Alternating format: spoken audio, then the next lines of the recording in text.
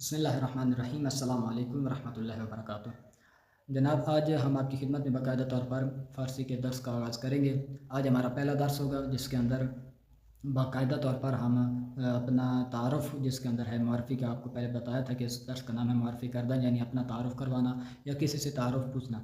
तो सबसे पहले हम इस दर्स के अंदर ये आज 3 चीज़ें पढ़ेंगे कि जिसके अंदर हमने अपना नाम बताना है किसी को कि किस तरह से हम अपना नाम बता सकते हैं। दूसरा है कि किसी से नाम पूछना हो तो वो किस तरह से पूछते हैं। और तीसरी बात के हाल अहवाल पूछना हो तो वो किस तरह से पूछा जाता है। तो ये 3 चीज़ें आज के इस दर्स के अंदर हैं, तो तवज्जो फरमाएँ और इस दर्स को हम बाकायदा तौर पर इसी इंटरनेशनल कोर्स के ऊपर से ही पढ़ते हैं। तो सबसे पहले आपके सामने मौजूद है जो सलाम लिखा हुआ है। सलाम यानी वही अस्सलाम वालेकुम। बता रहा है कि इसमें मन यानी मन का मतलब है मेरा, इसमें मन यानी मेरा नाम। जो भी नाम है जिसका जो नाम होता है वो वहाँ पर अपना नाम ऐड करेगा। जैसे इसमें मन मोहम्मद अस्त, अली अस्त, ज़ुहैर अस्त, जो भी नाम होगा वो यहाँ पर लिख देगा। इसके बाद नीचे जो आप देख रहे हैं सलाम इसमें मन मरियम अस्त, सलाम इसमें मन ज़ैनब अस्त। और साथ ही जो अफराद मुआरफ़ी करवा रहे हैं अपना अपना नाम बता रहे हैं। इसमें मन मोहम्मद अस्त यानी मेरा नाम मोहम्मद है, और दूसरा कह रहे हैं कि इसमें मन अहमद अस्त, मेरा नाम अहमद है। अगर आप तवज्जो फरमाएँ तो यहाँ पर लिखा हुआ है इसमें मन मरियम अस्त। इसमें मन मरियम के ऊपर एक नंबर लिखा हुआ है। तो नीचे आकर देखें तो क्या लिखा है, दर गुफ्तगू बेजाइए मरियम अस्त अज मरियम इस्तिफ़ादे में शवत, यानी गुफ्तगू के अंदर जब बोल रहे होते हैं तो वहाँ बोलने की बजाय अस्त बोलने की बजाय आप हे लगाकर जुमला बोल सकते हैं। वही मतलब होगा, सिर्फ बोलने में आसानी होगी। बोलना भी इसी तरह से चाहिए क्योंकि उनका लिखते वक्त हम मरियम अस्त लिखेंगे लेकिन बोलते वक्त हम मरियम बोलेंगे और मोहम्मद बोलेंगे। आगे दूसरा मतलब जो था अपना अपना नाम बताना तो हमने सीख लिया। आगे है किसी से नाम पूछने का तरीका कि किस तरह से हम पूछेंगे। तो उसके लिए क्या है, इसमें शुमा चीस्त, आपका नाम क्या है। और चीस्त को दूसरी तरह से जो हम पढ़ सकते हैं वो है चिए। इसमें शुमा चिए, आपका नाम क्या है। सलाम सलाम इसमें शुमा चीस्त, आपका नाम क्या है। इसमें मन मरियम अस्त, इसमें शुमा चीस्त, आपका नाम क्या है। इसमें मन नसरीन अस्त।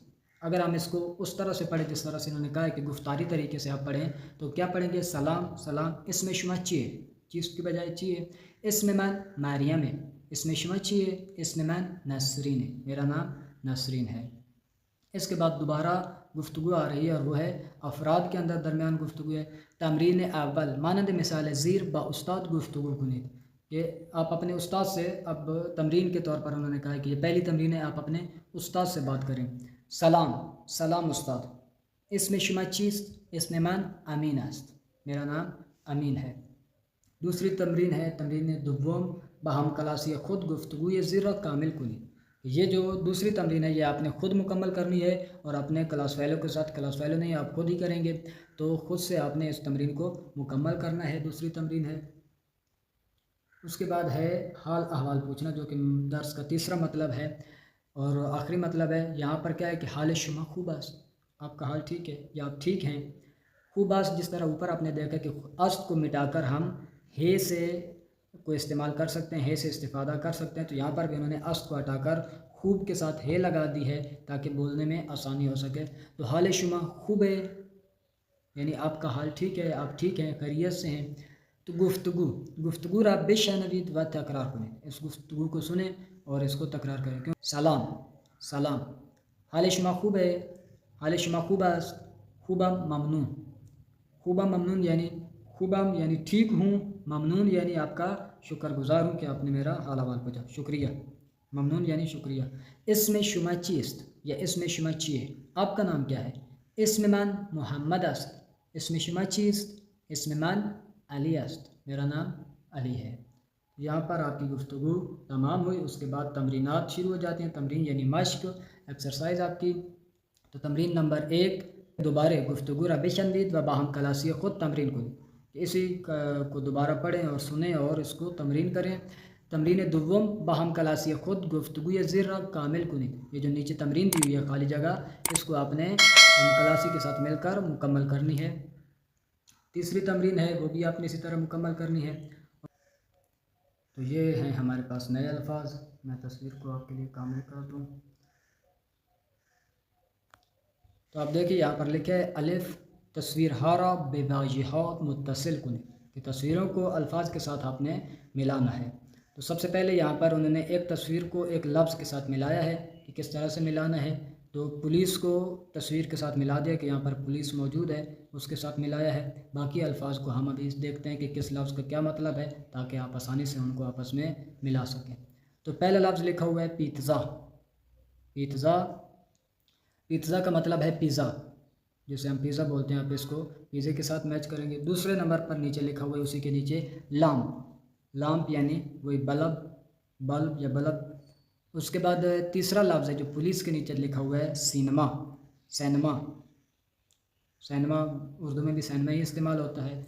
उसके बाद है पुलिस के ऊपर जो लफ्ज़ लिखा हुआ है, बातरी। बातरी यानी सेल। उसके नीचे है ताक्सी। ताक्सी वही टैक्सी। उसके बाद टैक्सी के नीचे, टैक्सी के नीचे लिखा है मशीन। मशीन यानी गाड़ी, कार। कार को मशीन बोलते हैं। कार को एक दूसरा नाम भी है ऑटोमोबाइल। ऑटोमोबाइल भी इस्तेमाल करते हैं, मशीन भी इस्तेमाल करते हैं। उसके बाद आखिरी लफ्ज़ है टेलीविज़न। टेलीविज़न यानी वही टेलीविज़न। तो ये नए अल्फाज थे। इसके बाद नीचे भी थोड़े से हैं, आप देख लीजिए इन्हें। दानिशजू, पहले भी बताया था कि यूनिवर्सिटी के स्टूडेंट को दानिशजू बोलते हैं, उसके साथ इन्होंने मैच किया हुआ है। बाकी अल्फाज को अपने तस्वीरों के साथ मिलाना है। सलाम, यहाँ पर सलाम हो रहा है। सईद, यहाँ पर सईद की तस्वीर है, वहाँ पे आप मिलाएंगे। उस्ताद, सामने दर्स दे रहा है, उसे उस्ताद कहेंगे। ज़हरा, नीचे जो बच्ची मौजूद है। इस्म, यहाँ पर जिस खाने में बहुत सारे नाम लिखे हुए हैं, ये है इस्म। बाकी यहाँ पर आपकी तमरीनात हैं, आप इनको हल कीजिएगा। जिस तरह से जितना ज़्यादा हल करेंगे इतना आसानी से आपको दर्स याद हो जाएगा, पुख्ता हो जाएगा, और फिर आप आसानी से बोल भी सकते हैं, तमरीन भी कर सकते हैं। और ये हमारा दर्स था पहला, जो कि अल्हम्दुलिल्लाह ख़त्म हुआ। इंशाअल्लाह इसके बाद दूसरा दर्स आएगा। दूसरे दर्स के अंदर जो हम सीखेंगे वो है कि आप आसानी से पूछना किसी से हो तो कि ये क्या है, वो क्या है। और दूसरा, अपने आप को बताना हो कि मैं किस मुल्क से हूँ, किसी से पूछना हो कि आप किस मुल्क से हैं। तो ये तरीक़ेकार। और जहाँ पर अहदाफ़ दर्स आपकी खिदमत में पढ़ के ही सुना दूँ तो ज़्यादा बेहतर रहेगा कि जो हम दूसरा दर्स पढ़ेंगे उसके अंदर क्या क्या होगा। सबसे पहले बवाजह व इस्तिलाह, ये जदीद दर्स आशना शर। ये तालिब इल्म इस दर्स के नए अल्फाज सीख जाएगा और नई नई इस्तिलाहात से भी आगाह होगा।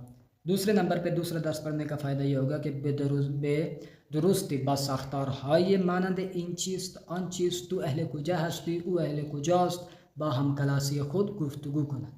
वो आसानी के साथ और दुरुस्त अंदाज में ये सीख जाएगा कि ये क्या है, वो क्या है, तुम कहाँ से हो, वो कहाँ से है, वो किस मुल्क का है। ये अपने हम कलासियों के साथ वो आसानी से बोलना सीख जाएगा। तीसरे नंबर पर जो सीख जाएंगे हम इस दर्स के अंदर वो है मतालिब जदीद दर्स। मतालिब जदीद इन दर्स रा बेदुरुस्ती व रवान बेखानत, कि वो इस काबिल हो जाएगा कि इस दर्स के मतालिब को आसानी से पढ़ सकेगा और उसको रवान के साथ और दुरुस्त अंदाज से उसको पढ़ना आ जाएगा। तो ये हमारा इंशाअल्लाह दूसरा दर्स होगा, जो कि बाद में आपकी खिदमत में पेश किया जाएगा। अस्सलामु अलैकुम व रहमतुल्लाहि व बरकातुहू।